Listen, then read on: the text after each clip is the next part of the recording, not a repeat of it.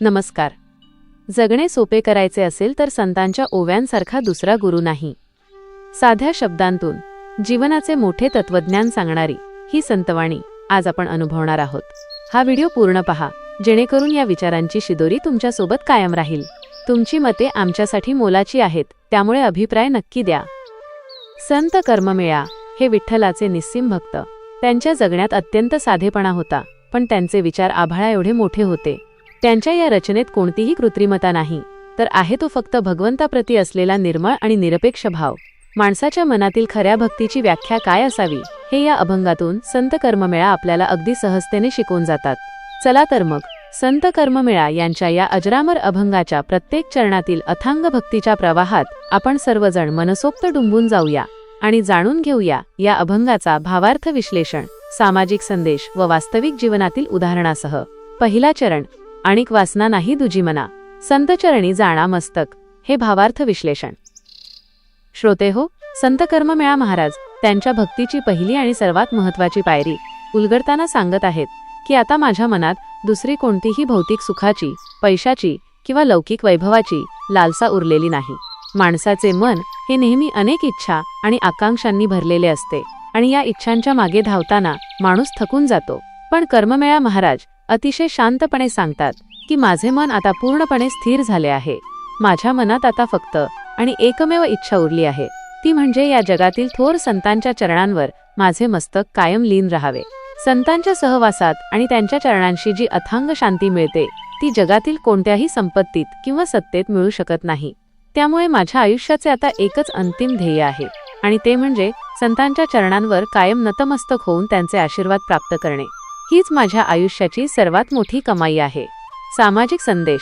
या चरणातून संत कर्ममेळा आपल्याला अहंकार शून्यतेचा आणि सत्संगाचा खूप मोठा सामाजिक संदेश देतात.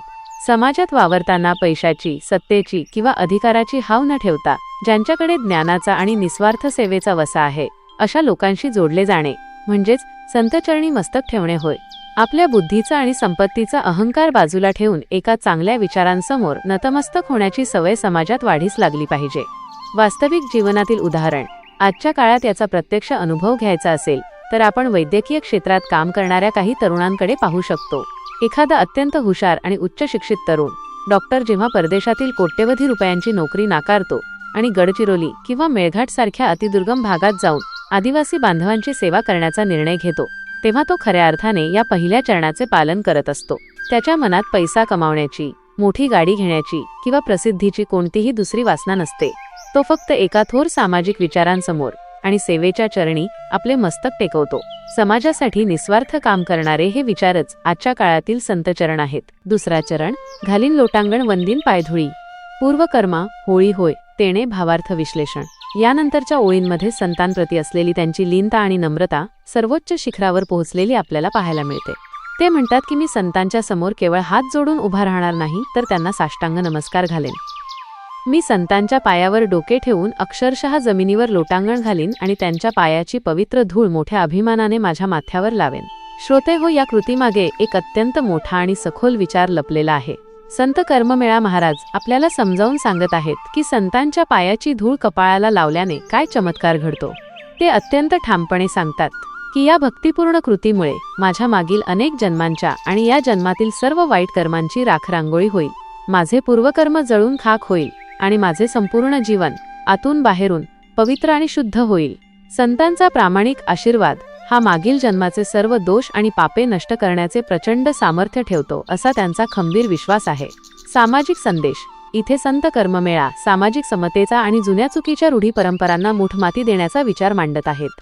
समाजात शतकानुशतके चालत आलेला उच्च नीचतेचा भेदभाव, जातीय अहंकार किंवा गरिबांना कमी लेखण्याची वृत्ती म्हणजेच आपले पूर्वकर्म, हे पूर्वकर्म जाळून टाकायचे असेल तर आपल्याला समाजातल्या अगदी तळागाळातील माणसाचा सन्मान करावा लागेल.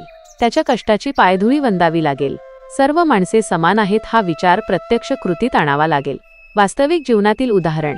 एका मोठ्या शहरात राहणारा अतिशय श्रीमंत आणि उच्च भूघरातील एक मोठा व्यावसायिक जेव्हा आपल्या शहरातील स्वच्छता मोहिमेत स्वतः हातात झाडू घेतो आणि रस्त्यावरचे सांडपाणी साफ करणाऱ्या सर्वसामान्य कामगारांच्या खांद्याला खांदा लावून काम करतो, तेव्हा तिथे हा अभंग जिवंत होतो. त्याच्या या कृतीने त्याच्या कुटुंबात कदाचित वर्षानुवर्षे चालत आलेला सामाजिक प्रतिष्ठेचा किंवा कामगारांना तुच्छ मानण्याचा जो जुना अहंकार असतो, त्या पूर्वकर्माची तो खऱ्या अर्थाने होळी करतो. तो जमिनीवर उतरून काम करतो, म्हणजे समाजातील कष्टकरी वर्गाची पायधुळी वंदितो आणि एका नव्या समतावादी समाजाची पायाभरणी करतो. तिसरा चरण, नामाची आवडी सर्व काळ वाचे. दुजे साधनची नेणे, काही भावार्थ विश्लेषण. आता या तिसऱ्या चरणात संत कर्ममेळा भक्तीचा अत्यंत सोपा आणि सर्वांना सहज करता येण्याजोगा मार्ग आपल्यासमोर मांडत आहेत. ते म्हणतात की माझ्या मुखातून नेहमी फक्त आणि फक्त माझ्या भगवंताचे नावच बाहेर पडत असते. मला माझ्या वाणीने सतत ईश्वराच्या नामाचा जप करण्याची एक वेगळीच आणि अवीट गोडी लागली आहे. श्रोते हो, आजच्या धावपळीच्या जगात आपण ईश्वर प्राप्तीसाठी अनेक प्रकारचे कठीण कर्मकांड किंवा गुंतागुंतीचे उपाय शोधत असतो. पण कर्ममेळा महाराज अत्यंत स्पष्ट शब्दांत सांगतात की भगवंताला प्राप्त करण्यासाठी मला दुसरे कोणतेही अवघड साधन किंवा मार्ग माहीत नाही आणि मला तो नव्याने जाणून घेण्याची कोणतीही इच्छा सुद्धा नाही. फक्त माझ्या विठ्ठलाचे नाव सतत घेणे आणि त्याचे अखंड नामस्मरण करणे हाच माझ्यासाठी एकमेव आणि परिपूर्ण मार्ग आहे. आणि याच नामस्मरणात मला परमोच्च सुखाची प्राप्ती होते. सामाजिक संदेश. या चरणात सकारात्मकता, प्रामाणिकपणा आणि कामातील साधेपणा यावर भर दिला आहे. समाजात वावरताना चुकीच्या मार्गाचा, भ्रष्टाचाराचा किंवा खोट्या दिखाव्याचा वापर न करता आपल्या वाट्याला आलेले काम अत्यंत निष्ठेने करत राहणे म्हणजेच खऱ्या अर्थाने नामस्मरण करणे होय. आपली वाणी नेहमी शुद्ध, इतरांना प्रोत्साहन देणारी आणि सकारात्मक असली पाहिजे. जीवन जगण्यासाठी कोणत्याही वाईट साधनांची किंवा खोटेपणाची गरज नाही, हा विश्वास यातून मिळतो. वास्तविक जीवनातील उदाहरण. एका अतिशय दुर्गम भागातील जिल्हा परिषदेच्या शाळेत शिकवणारे एक सामान्य शिक्षक या चरणाचे उत्तम उदाहरण आहेत. त्यांच्याकडे मुलांना देण्यासाठी खूप आधुनिक संगणक किंवा मोठ्या वातानुकूलित वर्गखोल्या नाहीत, पण ते दररोज आपल्या गरीब विद्यार्थ्यांशी अत्यंत प्रेमाने आणि सकारात्मकतेने बोलतात. परिस्थिती कितीही कठीण असली तरी तुम्ही जीवनात नक्कीच खूप मोठे व्हाल असा विश्वास ते रोज आपल्या शब्दांतून मुलांना देतात. त्यांच्यासाठी मुलांवरचे हे प्रेम आणि सकारात्मक शब्द हेच ईश्वराचे नाम आहे. त्यांना विद्यार्थ्यांचा विकास करण्यासाठी कोणतेही दुसरे राजकीय वशिले किंवा दिखाव्याचे साधन नको असते. त्यांचा हाच साधेपणा आणि प्रामाणिकपणा एका गरीब मुलाला उद्याचा मोठा शास्त्रज्ञ किंवा अधिकारी बनवतो. चौथा चरण, कर्ममेळा म्हणे ही माझी वासना. पूर्वा नारायणा सर्व भावे भावार्थ विश्लेषण. आणि आता या अभंगाच्या शेवटच्या चरणात संत कर्ममेळा थेट आपल्या लाडक्या भगवंताला म्हणजे साक्षात नारायणाला साथ घालत आहेत. ते अत्यंत आर्ततेने आणि निरागस प्रेमाने नारायणाला प्रार्थना करत आहेत की हे देवा, हे नारायणा, मी तुझ्याकडे कोणतेही मोठे वैभव संपत्ती किंवा या जगातील कोणतेही लौकिक सुख मागत नाहीये. संतांच्या चरणी कायम लीन राहणे आणि सतत तुझे गोड नामस्मरण करत राहणे हीच माझ्या अंतःकरणातील एकमेव आणि अंतिम इच्छा आहे आणि ती तू पूर्ण करावीस. श्रोते हो, ही भक्तीची अशी सर्वोच्च पातळी आहे जिथे एक खरा भक्त देवाकडे फक्त देवालाच आणि त्याच्या निस्सीम भक्तीलाच मागत आहे. माझी ही आर्त हाक ऐकून तू माझी ही निर्मळ इच्छा सर्वार्थाने आणि संपूर्ण मनाने पूर्ण करावी अशी अत्यंत भावपूर्ण विनवणी ते ईश्वराकडे करत आहेत. सामाजिक संदेश. शेवटच्या चरणात अत्यंत व्यापक आणि निस्वार्थ हेतूसाठी परमेश्वराकडे किंवा निसर्गाकडे बळ मागण्याचा संदेश आहे. स्वतःच्या स्वार्थासाठी नव्हे तर समाजाच्या भल्यासाठी पाहिलेले एखादे मोठे स्वप्न पूर्ण करण्याची ताकद आपण मागितली पाहिजे. जेव्हा आपला हेतू शुद्ध असतो आणि तो संपूर्ण समाजाच्या कल्याणासाठी असतो तेव्हा निसर्ग आणि समाजातील इतर लोकही आपल्याला सर्वार्थाने मदत करायला धावून येतात. वास्तविक जीवनातील उदाहरण. समाजातील एखादी निराधार पण हिमतीची महिला जेव्हा रस्त्यावरील अनाथ मुलांसाठी आणि मनोरुग्णांसाठी स्वतःचा आश्रम सुरू करते तेव्हा ती स्वतःसाठी घर किंवा संपत्ती मागत नसते. तो आश्रम चालवण्यासाठी ती स्वतःच्या जीवाची पर्वा न करता लोकांकडे अन्न आणि पैशांची मदत मागते. ती सतत याच विचारात असते की या रस्त्यावरच्या अनाथ मुलांना चांगले जेवण आणि मायेची ऊब मिळावी. तिची हीच एकमेव वासना असते जी ती समाजातील दानशूर व्यक्तींकडे आणि देवाकडे पूर्ण करण्याची प्रार्थना करत असते. अशा निस्वार्थ कामात पूर्ण समाजच जणू नारायण बनून तिच्या मागे उभा राहतो आणि तिची ती समाजहिताची वासना सर्व भावे पूर्ण करतो. युवा पिढीसाठी अभंगाचा संदेश. संत कर्ममेळा यांचा हा अभंग आजच्या युवा पिढीसाठी एका दीपस्तंभासारखा आहे. या अभंगातून आपण एकाग्रता, समर्पण आणि योग्य मार्गदर्शनाचे महत्त्व शिकू शकतो. संत कर्ममेळा म्हणतात की त्यांच्या मनात दुसरी कोणतीही इच्छा नाही. आजच्या तरुणांना अनेकदा काय करावे आणि काय करू नये याचा मोठा संभ्रम असतो. एकाच वेळी अनेक गोष्टी मिळवण्याची हाव असते. पण जेव्हा आपण आपले ध्येय निश्चित करतो आणि संपूर्ण ताकदीनिशी त्या एकाच ध्येयाच्या मागे लागतो तेव्हा यश नक्कीच मिळते. मनाची एकाग्रता आणि ध्येयनिष्ठ वृत्ती ही यशाची पहिली पायरी आहे. संतांच्या चरणी मस्तक ठेवणे म्हणजे चांगल्या, ज्ञानी आणि अनुभवी लोकांचे मार्गदर्शन स्वीकारणे. तरुण वयात अनेकदा आपल्याला सर्व काही समजते असा अहंकार निर्माण होऊ शकतो. पण जेव्हा आपण एखाद्या तज्ज्ञ आणि अनुभवी व्यक्तीसमोर नम्र होतो, त्यांचे विचार आत्मसात करतो, तेव्हा आपली प्रगती वेगाने होते. योग्य गुरुचे मार्गदर्शन यशाची दारे खुली करते. पूर्वकर्माची होळी होणे याचा तरुणांसाठी अर्थ म्हणजे आपल्या भूतकाळातील चुकांमधून बाहेर पडणे.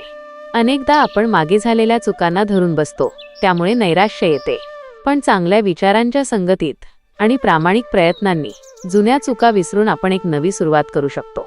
भूतकाळाचे ओझे फेकून देऊन वर्तमानात उत्तम कार्य करण्याची प्रेरणा यातून मिळते. नामाची आवडी म्हणजे आपण जे काम निवडले आहे त्या कामावर प्रचंड प्रेम असणे. तुम्ही जे क्षेत्र निवडले आहे त्याविषयी तुमच्या मनात पूर्ण भक्ती आणि निष्ठा असली पाहिजे. केवळ नाईलाज म्हणून काम न करता आपल्या कामात पूर्णपणे बुडून जाणे आवश्यक आहे. कामावरची हीच निष्ठा तुम्हाला यशाच्या सर्वोच्च शिखरावर पोहोचवते.